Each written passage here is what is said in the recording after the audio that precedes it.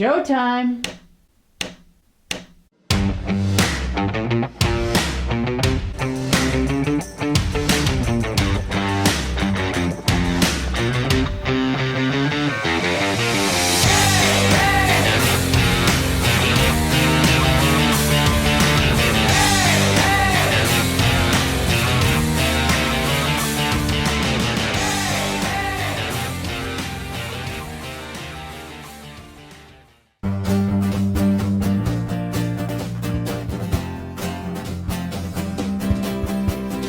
I ain't here to play no games, let's rowdy up and rock. I'm here to play my guitar, no, I ain't gonna stop. You can tip me in whiskey, you tip me in beer.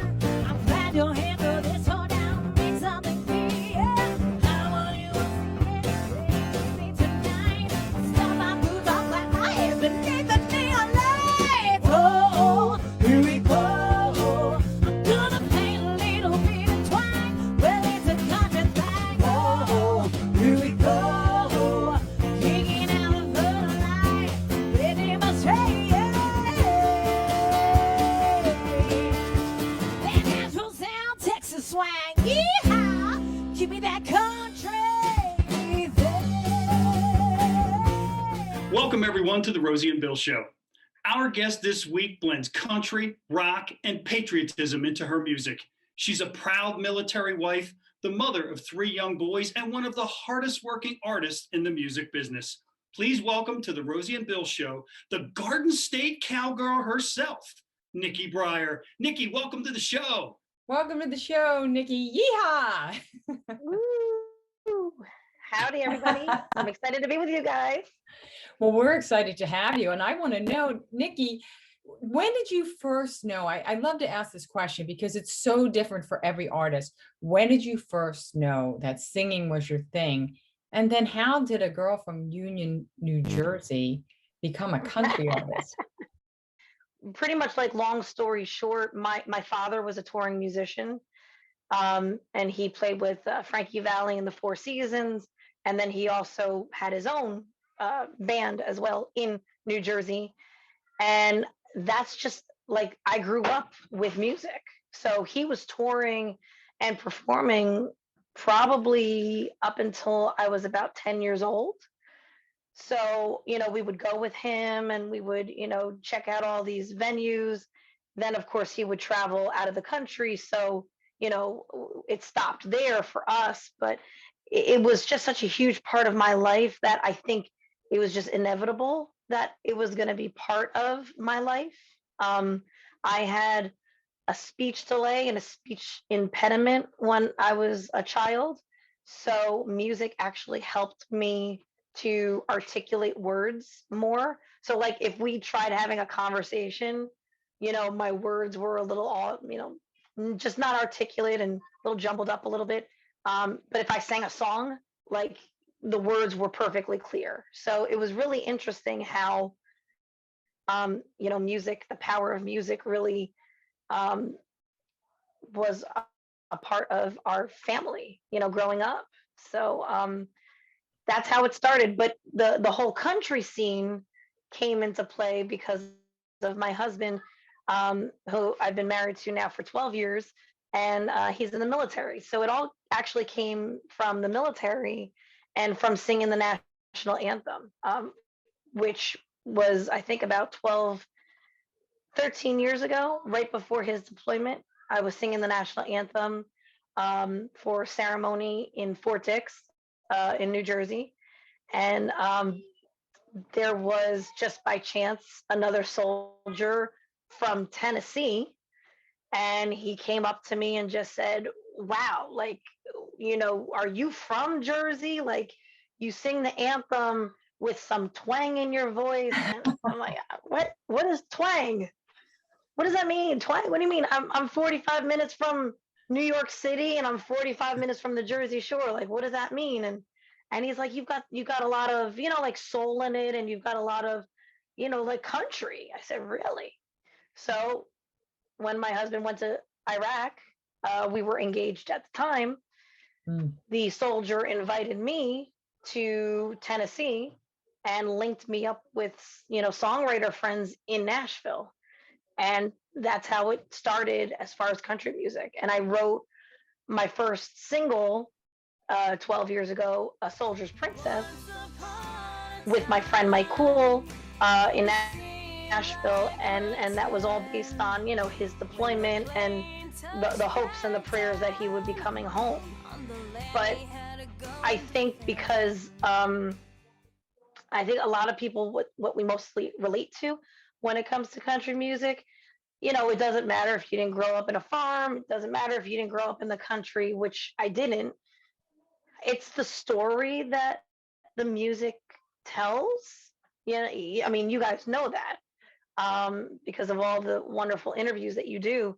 So I just took, you know, a gamble of sharing my story and military and pro America and, you know, small town girl from Jersey, and just kind of took, you know, just took a chance, and now, you know, 12 years later, we've made a career out of it. So and it's nice that when we go to Nashville, I don't feel like very out of place because you know that everybody from Nashville is from everywhere. So it's nice.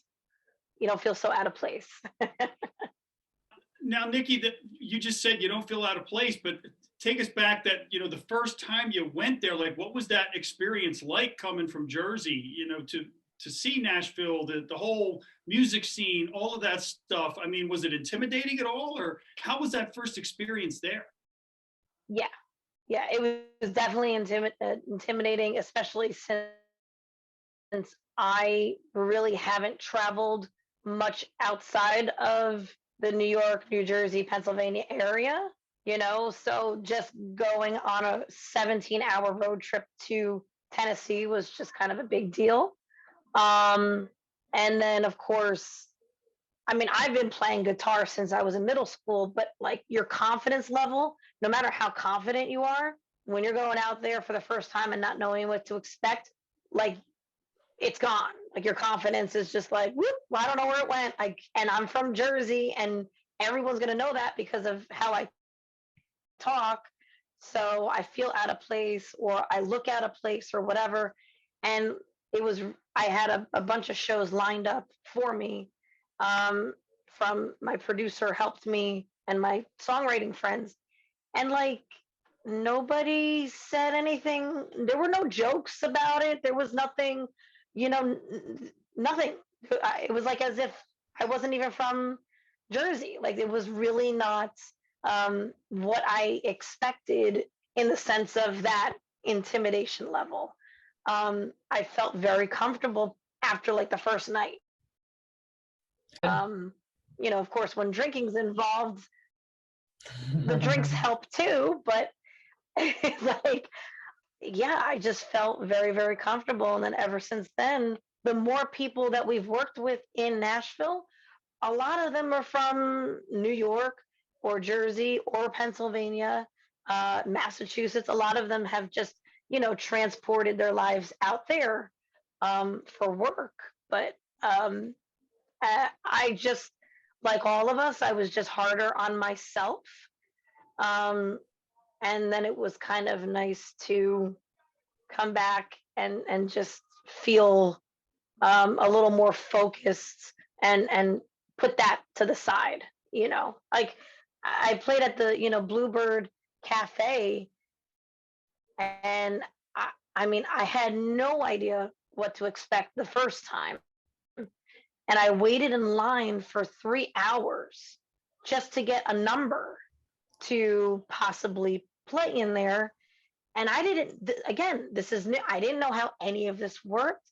And you go in and you know, you guys know, and you're in there with a whole bunch of musicians and stuff, and all eyes are on you, and you get like 2 songs and that's it. And it's like, it's incredible, but it's very different. It's very different. So How did they receive you?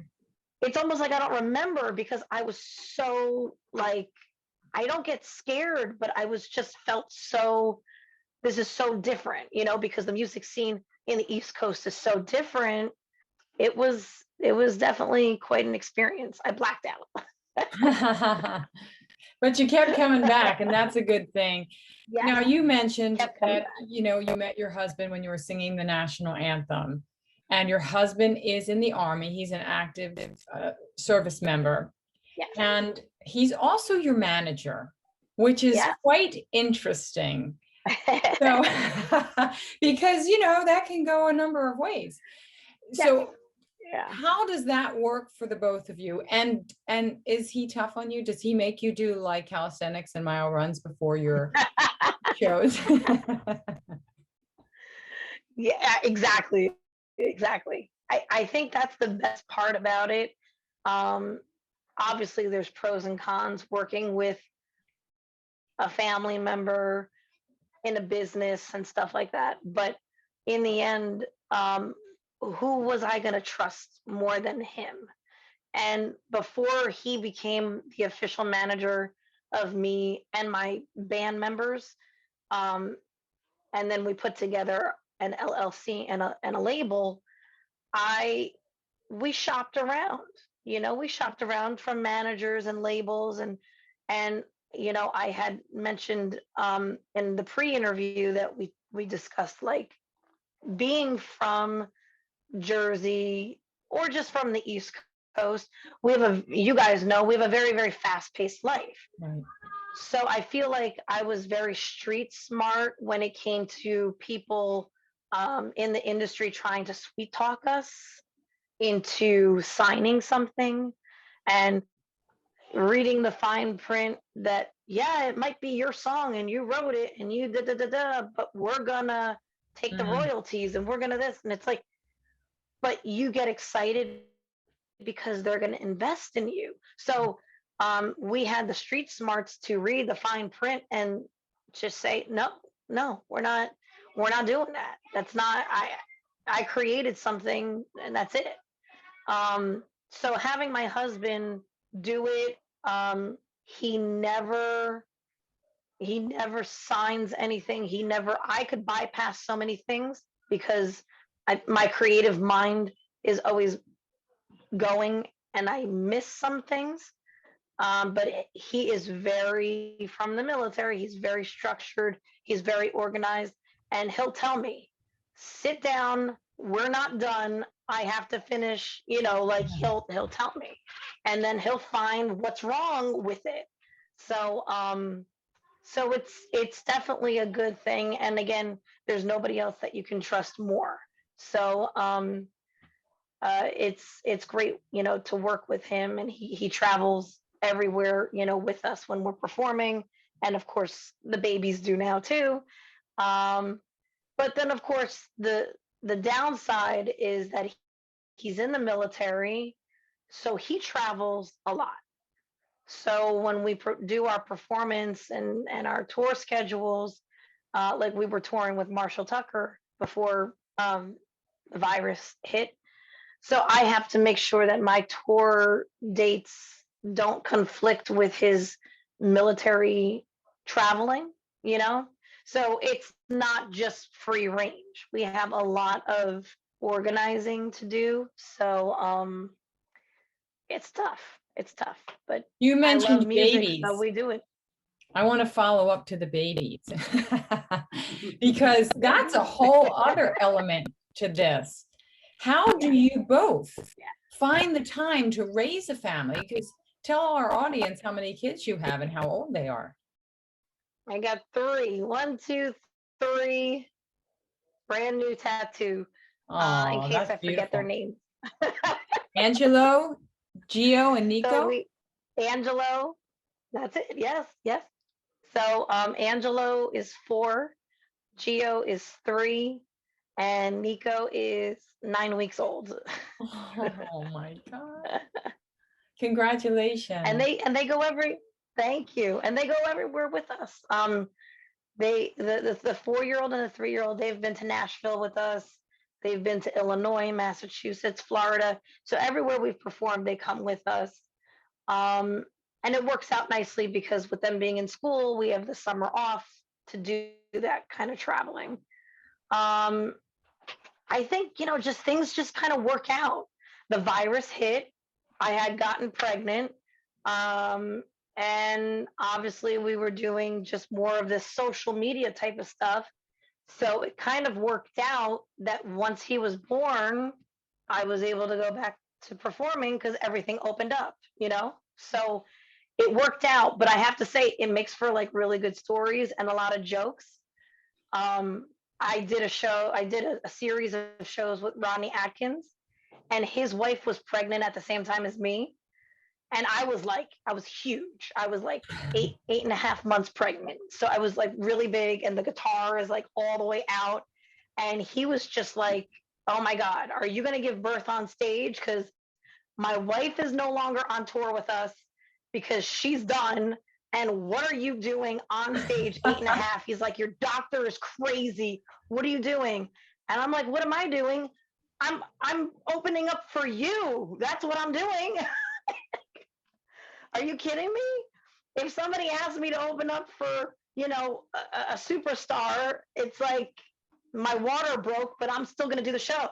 Like, come on.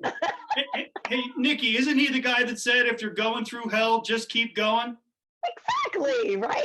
Exactly. That's exactly it. Exactly. So, and one of the other shows that I did when I was pregnant with baby number two, same thing, 8 months pregnant. We're performing in upstate New York, and it was with Jared Neiman. And he's so amazing, so nice, and he's very pro-military. So my husband was there, and he's talking with him. I walk in, and he's like, "Oh my God, what? Like, how far along are you?" Same thing, 8 months pregnant, and it's just, and I guess it's funny too because I'm always with men. I'm always with guys. So it's like I can make light of things and I just kind of go with it because I'm always with guys. I'm like never, I mean, a country music is very male driven. All my musicians are guys. All my boys are boys. Like, it's just everything is men. So I kind of go along with the joke and I go along with it, but I try to work as hard as they all do. So for them, they don't have to worry about pregnancy or their wife is home and everything. But for me, I'm still working. I'm still pushing my music. I'm still creating. And yeah, I might feel horrible and my feet are swollen, so my boots are not fitting exactly correctly. And, my guitar is all the way out here. But if I just stop, then it stops. So I keep pushing through. I keep pushing through. Well, Nikki, you just That's my talked world.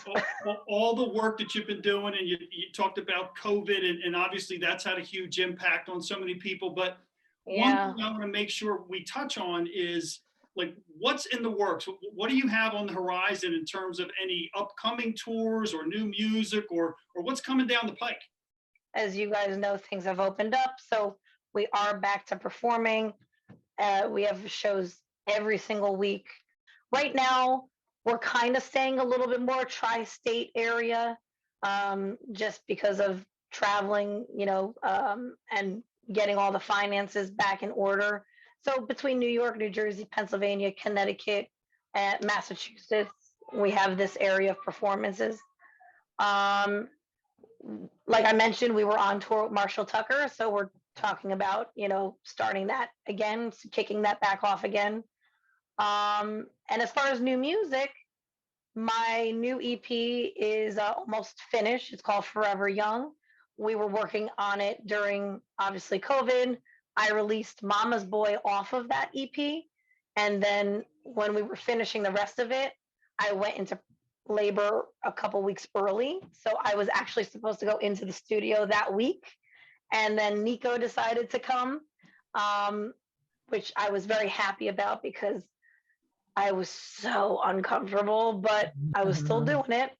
And so the new EP, Forever Young, should be out late summer, early fall as we're, finishing and performing at the same time. Wow, that's a lot of energy that you have, and you're really committed to what you're doing. And I think Bill had told you about something he wanted to do It's a segment that shows up every now and then called Rapid Fire. So basically, we're going to shoot some questions at you and just answer off the Oh, I top like of it. your head. So Bill, I'm going to Cool. let you start. Oh, I love this part because you have no idea what's coming. All right. No idea. I love it. Sometimes I have no idea what's coming. The questions just come out. Okay, here we go. And this could be anything, any topic, anything at all. You ready? I'm ready. I'm ready. What's your favorite sport to watch? Tennis. Oh, who's your favorite tennis player? And if you had to pick a favorite team, who would that be? Tennis player. I've always liked the Williams sisters, Serena and Venus. And as far as male players, Pete Sampras and Federer, Roger Federer. Okay. But I grew up playing tennis, and I played in college and stuff. So I just always loved that sport. And hopefully I'll teach it to the boys. But the boys are like, right now the boys are into trampolines and wrestling. So I whatever. Okay, if you could tour with anyone in the world, I know you talked about Marshall Tucker, and that's got to be awesome. But if you could tour with anyone in the world, who might that be? Kenny Chesney. Mm. I really enjoy his work ethic. I think he is just so talented in so many ways. And I would just love to, like, his stage presence is so natural, so fun. But at the same time, he's so like chill. So I just feel like you could just be friends with him. And I would absolutely love to open for him. That would be a dream come true. So yeah, Wow. Kenny. Okay, so I'm going to throw a little curveball here. Do you know the Army military song? What is it?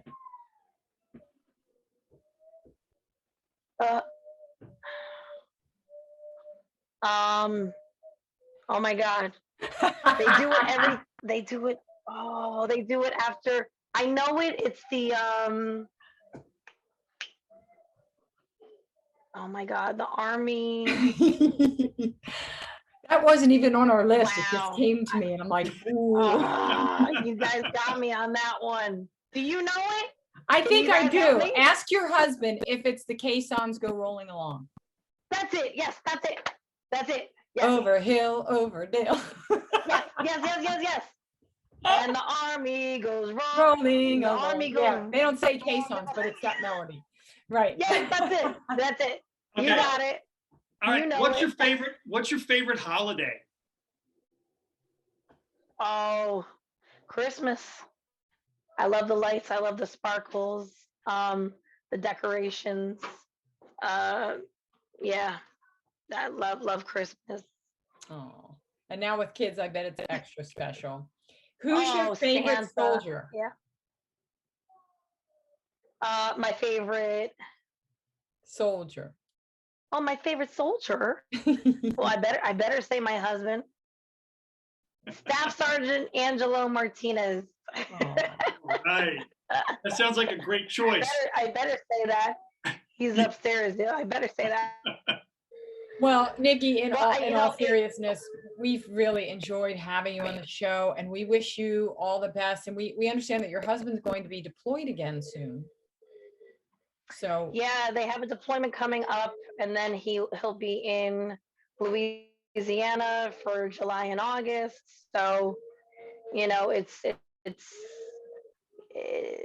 he's been in this for almost 20 years. wow. And as much as we are patriotic and pro-military, it's a difficult life. Right. Saying goodbye to your loved one and worrying and going 10 to 20 days without talking to them. So hopefully retirement will be coming soon for him, because he's definitely, with us having little ones, it's affecting him more, his level of sensitivity and anxiety leaving his family. So hopefully within 2 years, but yeah, yeah. So we're gonna miss Daddy. God knows I am. Well, Nikki, before my partner closes things out here in just a moment, I just want to ask you to do us a favor and please thank Angelo for his service for us. We really appreciate it. We get to do what we do because he's doing what he does. So we thank Oh, you. We thank you for bringing your gift to all of your fans from Jersey to Nashville and beyond for all of these years and for sharing your story with our viewers tonight. And we thank you for being such a fun and awesome guest, and your sons as well tonight on the Rosie and Bill Show. You guys are so awesome. And thank you for your support and for your platform and having me on your awesome show. I really appreciate it.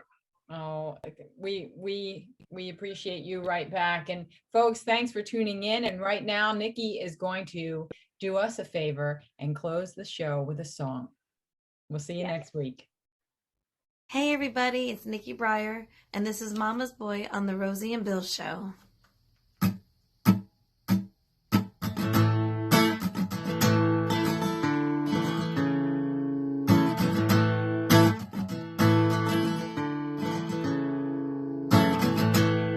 The minute that you came into this world, I knew that you'd be special. You know, fun, Mama, you did great. I can finally breathe. The tip of your fingers, the sweet little toes. I shine you with kisses, just couldn't wait. You slid like an angel and doubted me too. I couldn't stop looking at you. You're Mama's boy with Daddy's eyes and a laugh of your own. And when you smile, you light up the room, you light my whole world. Was there time? One stands still and slow down. Mama's boy, yeah. Ooh.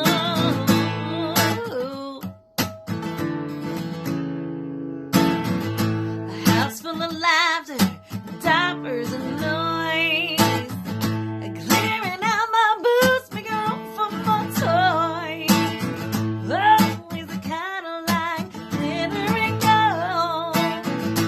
Yeah, but these days, trucks are my world. You're my Mama's boy with Daddy's eyes and a laugh of your own. The way you smile, you light up the room, you light my whole world, yeah.